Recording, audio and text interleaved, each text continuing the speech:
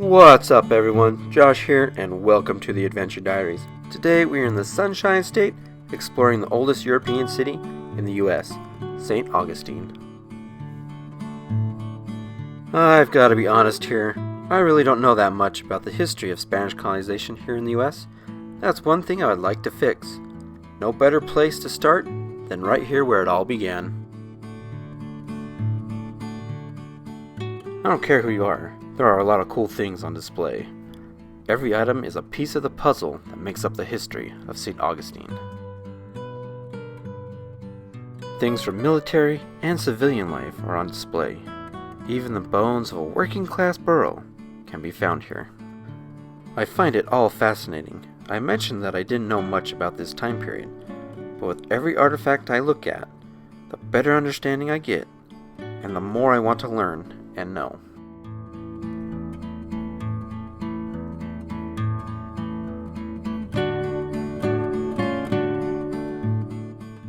T wasn't really up for looking at displays for too long, and needed to burn off some of that toddler energy. So we went outside to let him run. This led us to this cool mile marker. This round orb of stone is mile marker 0 for the Old Spanish Trail, an old highway that ran from St. Augustine, Florida, 2,750 miles, to San Diego, California.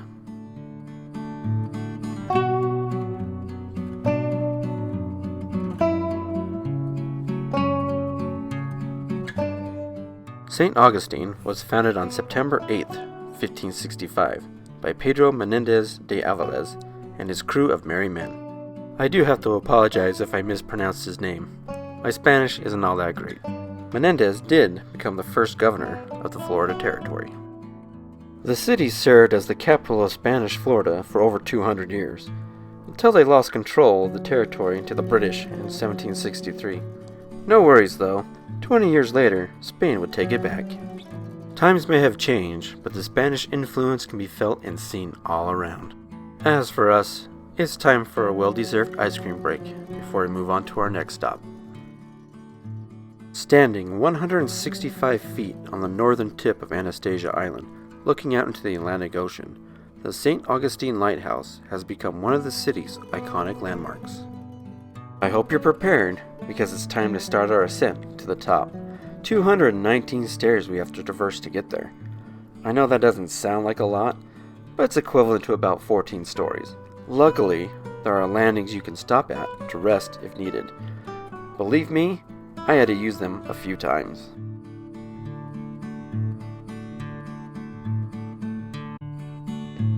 One thing to note, if you are traveling with littles like we were, there is a height requirement of 44 inches to climb the lighthouse.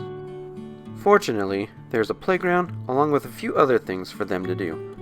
I know T was happy enough playing on the playground, which was a good thing, because I couldn't imagine how much fun, and I use that term loosely, it would be to drag a toddler to the top.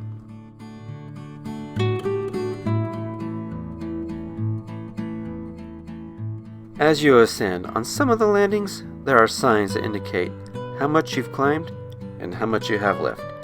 I think they're meant to be motivational, but to me, they felt more like they were mocking. I don't know. You guys can decide for yourselves.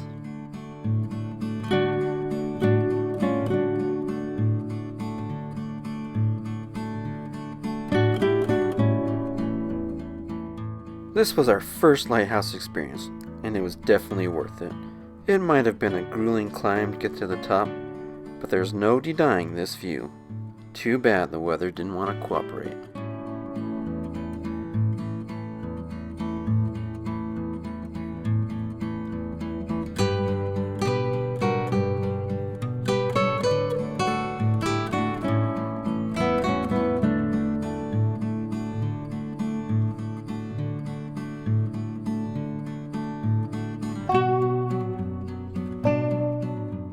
It's time to batten down the hatches, tie down the mainsail, and listen to this scuttlebutt, because there's more to explore here than just the lighthouse.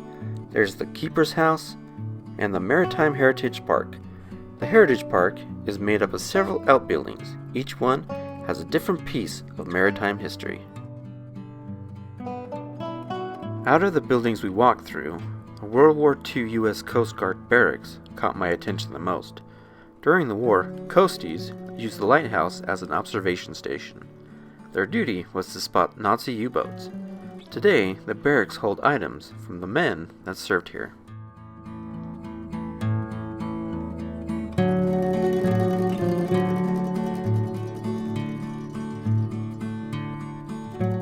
In the mood for a little snack? Stop by the Tin Pickle. What is a tin pickle, you may ask? Well, I have no idea, but they have food, so enjoy.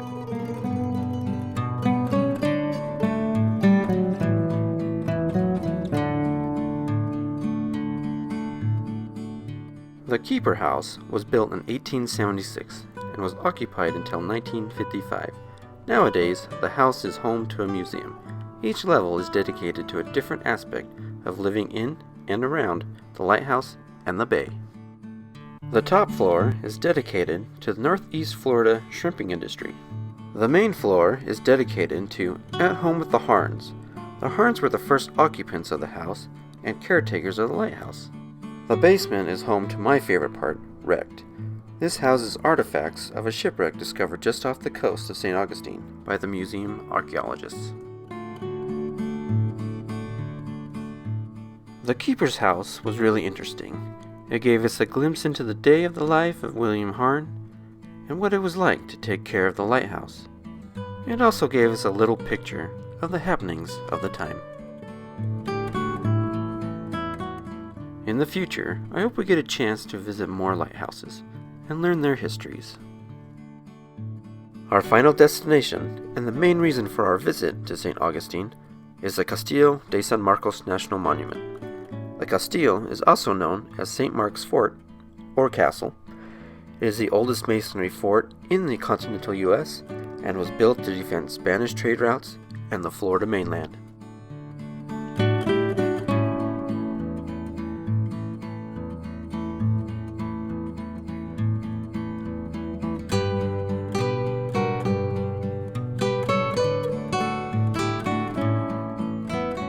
As you cross over the gangway, it feels like you are being transported back 450 years to when the Spanish reigned over Florida.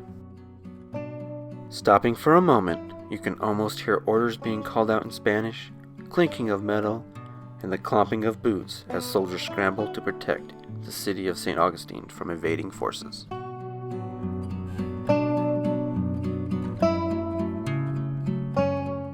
As the story goes, the Castillo originally began its life as a wooden fort. Because of pirate raids and fires, it had to be constantly rebuilt. The governor was finally fed up after a raid in 1668 that destroyed nearly half of St. Augustine. He wrote to his superiors in Spain asking for help and to build a more suitable fort.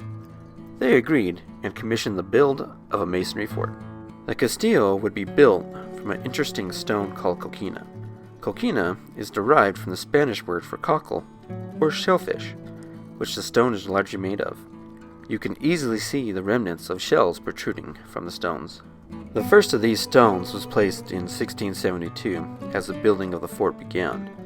The core of the fort would be completed in 1695.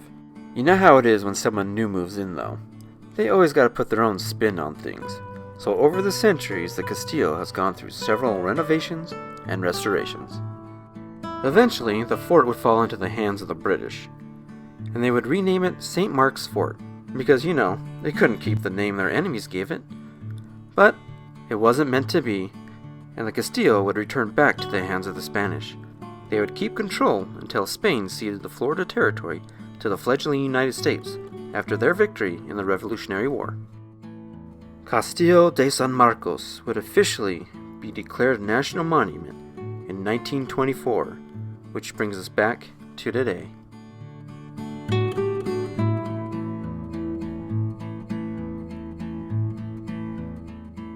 The National Park Service does an excellent job to bring the history to life. Volunteers and staff walk around in period-accurate uniforms, eager to have a picture taken and to answer any questions you have. I would have asked more questions if I had a better understanding of the times. I should have done a little more research, so I could have been a little more prepared.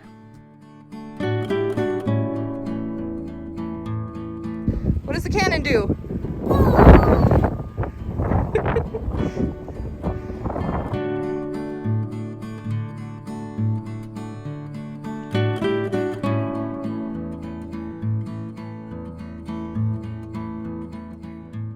Standing on the upper walls, you hear the murmurings of the tourists talking amongst themselves.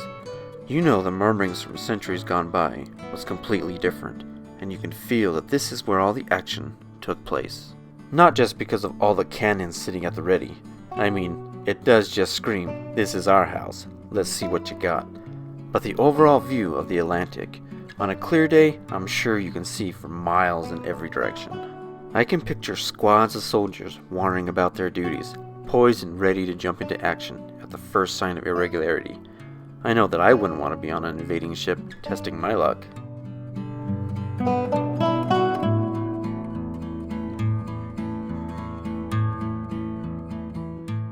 One thing I didn't know that they did, and in my mind was the coolest thing we'd seen all day, was the demonstration of how the Spanish would have fired a 6-pound cannon. They also demonstrate the firing of muskets. There are different factors that will play into which one you'll see that day. These demonstrations are performed on the weekend, with multiple performances throughout the day, weather permitting, that is. Let's stop for a moment and check out the action. Cover your ears!